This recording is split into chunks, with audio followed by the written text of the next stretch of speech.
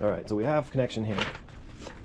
So we have our, I just threw this together to have it together, but so I've got a spacer here. I made these spacers a long time ago, but I just wanted just a little bit more height above, so this cup was pushed up a little bit. So the bottom of the coil engages into this cup, and that keeps it centered.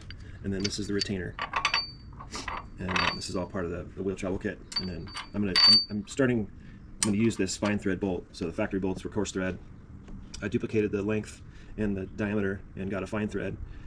Those are they're from 1966, so I figured it's time to change them.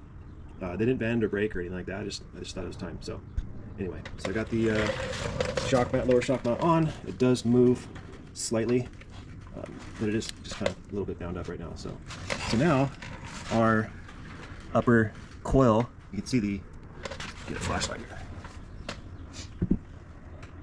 See how this NASCAR adjustable coil bucket works. It's got a big threaded bolt in there, and it goes through this giant nut here that's welded to the coil bucket. I call these NASCAR coil buckets because this is what they used to use. Now modern NASCAR doesn't use these. I believe they use coilovers, but this used to be the standard in NASCAR.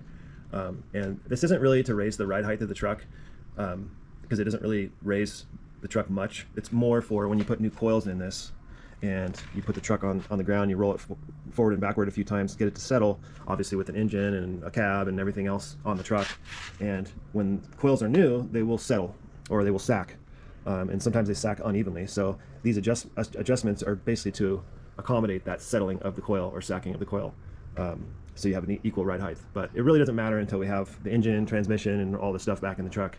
So we won't even be adjusting those, but we are going to take the time to run these guys back out, reapply a bunch of anti-seize because you don't want these to bind up on you.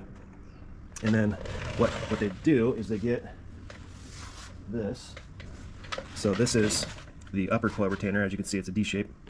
And the way it works is this goes up here and it rides. So the upper coil plugs into that. This goes up there, and then that stud goes through here, and then there's another washer. Or not really a washer, but this is the, sorry, I'm getting enough hands here. So this is the lower portion of the upper retainer. So it captures the upper part of the coil and up in that bucket, and then it allows it to move up and down based on this guy's engagement. And then obviously the bottom, this is the upper retainer, and this is the bottom coil bucket. So yeah, so we're gonna add some anti-seize to these. They're a little weathered, probably clean them up a little, and reapply that stuff, and then we'll put the stud in over here. Stud's in on the driver's side already. I thought I lost it, luckily I didn't. And we'll put these coils in.